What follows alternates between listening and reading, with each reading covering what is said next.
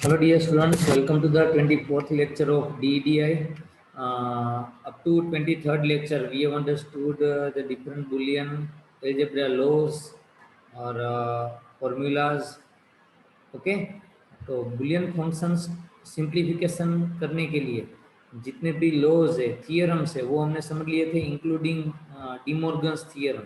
Okay, तो इसमें से सबसे ज़्यादा जो ज़रूरी है आपको याद रखने के लिए इक्वेशन को सिंप्लीफाई करने के लिए, अगर सर्किट छोटी बनानी है, if you have to decrease the size of circuit then we have to simplify the formula. उसका आउटपुट का जो फॉर्मूला है उसको हमें छोटा करना पड़ेगा, उसको डिक्रीज करना पड़ेगा। इसके लिए इंपॉर्टेंट एक एंड लो है और लो है, मीन्स एंड गेट के हिसाब से उसका आप ट्रुथ टेबल समझोगे और उसके हिसाब से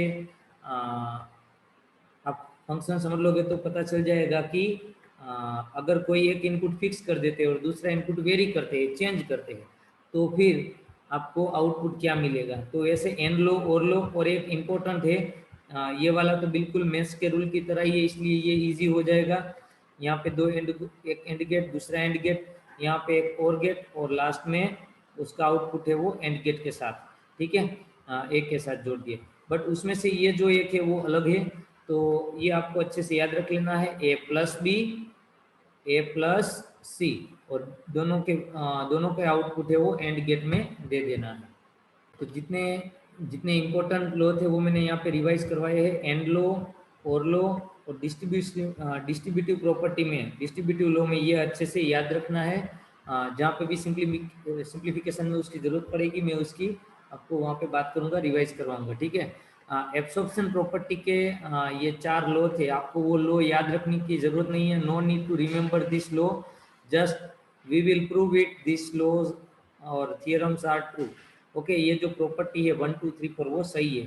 तो ऑलरेडी मैंने ये फर्स्ट वाली है वो प्रूव कर दी थी, फिर से रिपीट कर लेते हैं। लेफ्ट हैंड साइड ऑफ ये फर्स्ट वन जो है ए प्लस ए बी, तो जिसमें से ए क्या है, कॉमन निकलता है, ठीक है। तो ब्रैकेट में आ जाएगा 1 प्लस बी, तो ये सब 1 प्लस बी मीन्स 1 प्लस ए है, तो आउटपुट 1 ही मिलेगा, वैसे यहाँ पे आउटपुट 1 मिलेगा। ओके, और आगे का ये जो ए था वो एज इट इज, तो यहाँ पे आपको आउटपुट बी प्लस 1 का क्या मिल गया, 1 मिल गया, और आगे का ए एज इट इज, तो यहाँ पे आपको राइट हैंड साइड मिल गया, ये यू कैन सी। ओके, अब मैं इसको क्लियर कर देता हूँ। सेकंड हम प्रूव करते हैं। अब सेकंड इक्वेशन का लेफ्ट हैंड साइड अच्छे से आपको कॉन्सेंट्रेट करना है। अब देखो, A in bracket A plus B. Okay, अब आपको यहाँ पे फर्स्ट डिस्ट्रीब्यूटिव लो ये वाला अप्लाई करना है, तो इसके साथ मल्टीप्लाई होगा और फिर इसके साथ मल्टीप्लाई होगा, ये वाला टर्म। ओके, तो ए पहला हो जाएगा ए इंटू ए, ओके, और दूसरा हो जाएगा प्लस ए इंटू बी। ओके, तो दो एंड गेट वाला आप यहाँ पे अंडरस्टैंड कर सकते हो, दो एंड गेट के आउटपुट को और गेट में देना है।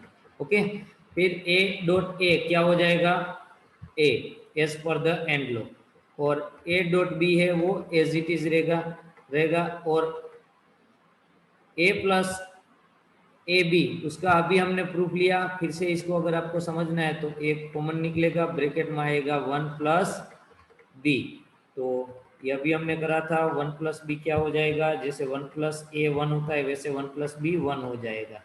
ओके, सो इस तरह से आपको फाइनली राइट हैंड साइड में ए मिल जाएगा। तो ये हुआ सेकंड वन का प्रूफ। ओके, अब मैं फिर से इसको क्लियर कर देता हूँ, अब थर्ड वन का प्रूफ देखते हैं, ये वाले का, ठीक है। जहाँ जहाँ पे भी आपको डाउट है आपको वीडियो को रिवाइज करके या स्क्रीनशॉट लेके अच्छे से समझ लेना है। चलिए लेफ्ट हैंड साइड लिखते हैं। लेफ्ट हैंड साइड ए प्लस ए डैश का मीनिंग यहाँ पे आपको समझना है ए बार B, A plus A bar B, इसको बार कंसीडर कर लेना है डैश को, ठीक है। वैसे ही यहाँ पे डैश को बार कंसीडर कर लेना है, कॉम्प्लीमेंट बताएगा वो, ठीक है। अब यहाँ पे आप ये वाला रूल अप्लाई कर सकते हो, A plus B into A plus C, तो इसमें A plus A bar into A plus B, ठीक है। Same rule we have to apply over here, A plus A bar, और दूसरे में आएगा ए प्लस बी। ठीक है, तो ये ए और बी और एक हो गया ए और ए बार। तो ए और ए बार क्या होता है 1 एंड ए इंटू ए बार होता है 0। तो ए और ए बार हो जाएगा 1, okay, and A into B, A plus B वैसे का वैसा ही रहेगा क्योंकि वो डिपेंड करेगा ए और बी इनपुट इधर 0 है या 1 है। तो फाइनली आपको आउटपुट मिल जाएगा A plus B. So you can see over here it is proved right hand side. Okay, अब मैं इसको फिर से क्लियर कर देता हूँ, आप अच्छे से समझ लेना रिवाइज करके, अगर डाउट है तो। अब नेक्स्ट ले लेते हैं यहाँ पे और एक एग्जांपल। लेफ्ट हैंड साइड क्या है, LHS is equal to, left hand side is equal to A dot, यहाँ पे डॉट है, okay, and get A bar plus B. तो सिंपल फर्स्ट इसको डिस्ट्रीब्यूट करते हैं, डिस्ट्रीब्यूटिव लो, ओके। तो क्या हो जाएगा ए इंटू ए बार, जैसे मैथ्स में करते हो वैसे ही, और प्लस ए इंटू ए बार हो गया, अब ए इंटू बी, ओके। तो यहाँ पे आपको मिल जाएगा A into A bar, we know that क्या है ए इंटू ए बार, वो 0 है। ठीक है, तो इसका आउटपुट 0, और 0 के साथ ए बी का ओरिंग करेंगे तो मीन्स 0 के साथ जिसका भी ओरिंग करते हो तो वो एज इट इज आंसर आएगा, मतलब यहाँ पे आंसर आ जाएगा एज इट इज, जो भी है वो ए बी। ठीक है, तो here we have proved left hand side is equal to right hand side. तो इस तरह से हमने एब्सॉर्प्शन प्रॉपर्टी प्रूव करी है। No need to remember this list. Exam में in GTU examination the left hand side is equal to right hand side, prove it, ऐसे पूछा जाता है। तो इन सब में ये एंड लो, और लो और डिस्ट्रीब्यूटिव लो, पर्टिकुलरली ये दोनों आपको हेल्पफुल होंगे। तो अच्छे से ये प्रिपेयर कर लो आप। और कई एग्जांपल ऐसे भी होंगे जिसमें डिमॉर्गन्स थ्योरम अप्लाई करना। Let's take one example, we have to simplify here one boolean function and then we will draw the logic diagram of that simplified equation. So पहले जो इक्वेशन है ये थोड़ा बड़ा इक्वेशन है, इसको हम जितना छोटा कर सकेंगे उतना सर्किट छोटी बनेगी। ठीक है, उतने नंबर ऑफ लॉजिक गेट्स कम चाहिए होंगी। ठीक है, तो चलिए स्टार्ट करते हैं। सबसे पहले डिस्ट्रीब्यूटिव लॉ अप्लाई करेंगे, P इंटू पी, ओके, आप सबको ये मालूम ही होगा। Then P into R, then Q into P, then Q into R। तो इतने टर्म हमने अलग कर दिए। अब P into P S per and लो, ये क्या हो जाएगा P इंटू पी हो जाएगा P as per and law. You can see over here A into A हो जाता है। ठीक है, तो ये पहले समझ लेना है। और फिर ये बाकी के टर्म जो है इसमें से ये टर्म को मैं यहाँ पे ला देता हूँ, ये टर्म को यहाँ पे, ताकि हमें उसके हिसाब से कॉमन निकालने में आसानी रहे। ठीक है, ओके, मैं ऐसा क्यों कर रहा हूँ वो अभी आपको समझ में आ जाएगा। P प्लस आर, और यहाँ पे as it is Q R तो था ही। ठीक है, और यहाँ पे भी प्लस आएगा। ठीक है, तो टर्म को मैंने रीअरेंज करे है, और यहाँ पे P इंटू पी हो जाएगा as per and low. Okay, अब ये पहले दो टर्म में से P कॉमन निकालते हैं तो ब्रैकेट में क्या आएगा 1 प्लस क्यू। ओके, और बाकी के दो टर्म जैसे है वैसे के वैसे ही लिखने हैं, अभी हमें उसकी कोई ज़रूरत नहीं है। ठीक है, तो बाकी के टर्म में कोई चेंज नहीं करते अभी हम, बाद में उसकी जरूरत पड़ेगी। ठीक है, अब 1 प्लस क्यू क्या हो जाएगा, उसका आउटपुट आपको ऑलवेज 1 मिलेगा। क्यों? क्योंकि एक और गेट में इनपुट है 1 और दूसरा इनपुट है अननोन। ओके, तो ये दूसरा इनपुट है वो चाहे 1 हो या 0 हो, डजेंट मैटर। एक इनपुट और गेट में 1 है, ये प्लस का मीनिंग है और गेट के दोनों इनपुट। ठीक है, तो आउटपुट कंपलसरी 1 ही रहता है as per and law. 1 plus A is equal to always 1। Okay, तो बाकी के टर्म्स से वो as it is P plus R plus P into R plus Q into R. अब ये जो दो टर्म है उसमें से हम P कॉमन निकालते हैं। पहले दो टर्म में से ब्रैकेट में आएगा 1 प्लस आर। ओके, वैसे ये P इंटू 1 P ही हो जाएगा, बट P कॉमन निकालेंगे तो ब्रैकेट में हम लिख पाएंगे 1 प्लस आर, यहाँ पे हो जाएगा क्यू आर। और 1 प्लस आर क्या होता है, अभी मैंने आपको समझाया। एंड गेट में एक इनपुट है 1, तो फिर और गेट में एक इनपुट 1 है तो आउटपुट कंपलसरी 1 रहता है as per and law. If any one input of or gate is 1 then output will be surely 1। इसलिए 1 plus R is equal to 1 हो जाएगा, बाकी का टर्म वैसे के वैसे ही। अब यहाँ पे फिर से और एंड लो लगेगा, P इंटू 1 क्या हो जाएगा P। Okay, as per and law. यहाँ पे as per and law P into one P हो जाएगा, और यहाँ पे as per or law one plus R one हो गया था। ठीक है, तो ये चीज़ आपको अच्छे से समझनी है। तो फाइनली हमें मिल गया P प्लस क्यू आर।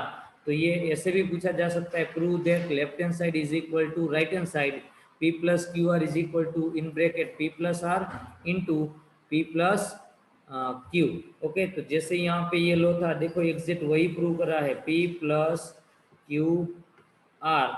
आप ये इजीली समझ सकते हो, तो यहाँ पे हो जाएगा P प्लस क्यू और P प्लस आर। ठीक है, तो बिल्कुल ये सेम लो हमने प्रूव करा है। तो आपको ध्यान देना है, लेफ्ट हैंड साइड से राइट हैंड साइड प्रूव नहीं करना है, सबसे पहले आपको ये लिखना है and then you have to simplify like this. तो आपको ये obviously P plus Q R मिल जाएगा। वैसे ही यहाँ पे पूछा क्या जा सकता है, एक्स प्लस वाई जेड के हिसाब से भी पूछा जा सकता है, ए प्लस बी सी के हिसाब से भी पूछा जा सकता है। अगर ए प्लस बी सी होता तो यहाँ पे क्या होता, A plus B into A plus C. So in this way you have to simplify. Okay, अब इसका हम लॉजिक डायग्राम ड्रॉ करें, तो लॉजिक डायग्राम हमें सिंप्लीफाइड इक्वेशन का ड्रॉ करना है, मतलब इसका। तो सिंप्लीफाइड आंसर हमें क्या मिला, P प्लस क्यू आर।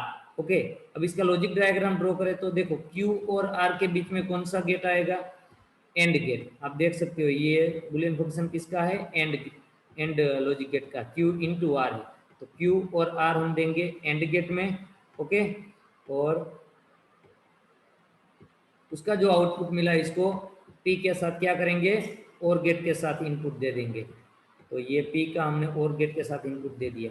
तो ये फाइनली आपका जो आउटपुट का इक्वेशन हो गया, y is equal to, output को हम y से बताएंगे। तो ये दोनों केस में P प्लस क्यू और P प्लस आर और गेट से जोड़ के उसके बाद हम एंड गेट को इनपुट दे देंगे तो भी सेम आउटपुट मिलेगा, और ये केस में भी सेम आउटपुट मिलेगा। तो ये आउटपुट का जो इक्वेशन है P प्लस क्यू और बुलियन फंक्शन वाला, ये क्या हो गया, लॉजिक सर्किट डायग्राम हो गया, दिस वन इज।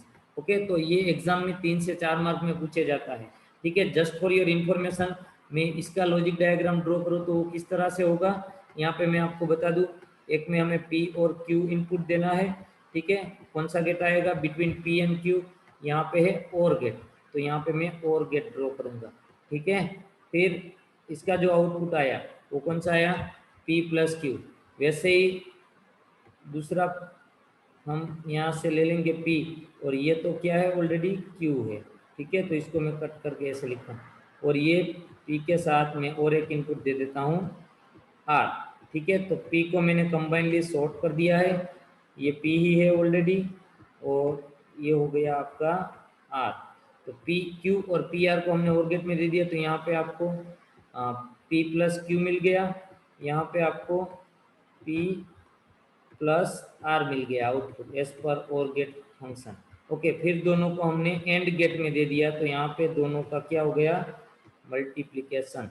ओके, तो फिर दोनों का यहाँ पे फाइनली आउटपुट मिल जाएगा P plus Q into P plus R. तो इस तरह से ये इक्वेशन का ये सर्किट डायग्राम हो गया। तो इक्वेशन पे से या बुलियन फंक्शन पे से लॉजिक डायग्राम कैसे ड्रॉ करना है, वो आई होप सबको समझ में आ गया होगा। आपको सिंप्लीफाइड जो आंसर मिला उसका सर्किट डायग्राम ड्रॉ करना है। ये नीचे रेड कलर से जो ड्रॉ करा है वो सिर्फ आपकी जानकारी के लिए है, आपको एग्जाम में एक ही ड्रॉ करना है। ठीक है, अगर एग्जाम में डायरेक्टली ऐसा पूछा जाए कि ये कोई इक्वेशन है उसका सर्किट डायग्राम ड्रॉ करो, सिर्फ सिंप्लीफिकेशन ना पूछा जाए और सिर्फ लॉजिक डायग्राम पूछा जाए, तो सिंप्लीफाई करने की जरूरत नहीं है। सिर्फ सिंप्लीफिकेशन भी पूछ सकते हैं, सिर्फ लॉजिक डायग्राम भी पूछ सकते हैं। Only simplification can be asked, only draw logic diagram in such way question can be asked and both can be also asked, दोनों भी पूछा जाता है। ठीक है, तो अच्छे से आपको ये पूरा टॉपिक समझ लेना है। आई होप ये सबको समझ में आ गया होगा। नेक्स्ट लेक्चर में इन 25th लेक्चर हम ये सिंप्लीफिकेशन और लॉजिक डायग्राम ड्रॉ करने के टॉपिक में बाकी के एग्जांपल्स भी कवर कर लेंगे। ठीक है, थैंक यू वेरी मच। ये होमवर्क आप गूगल क्लासरूम में भेज दो, और इस तरह के भी दूसरे जितने भी एग्जाम्पल है आपकी बुक में जो जीटीयू के प्रीवियस एग्जाम में पूछे गए हैं उसको आपको घर पे प्रैक्टिस कर लेनी है। ठीक है, थैंक यू।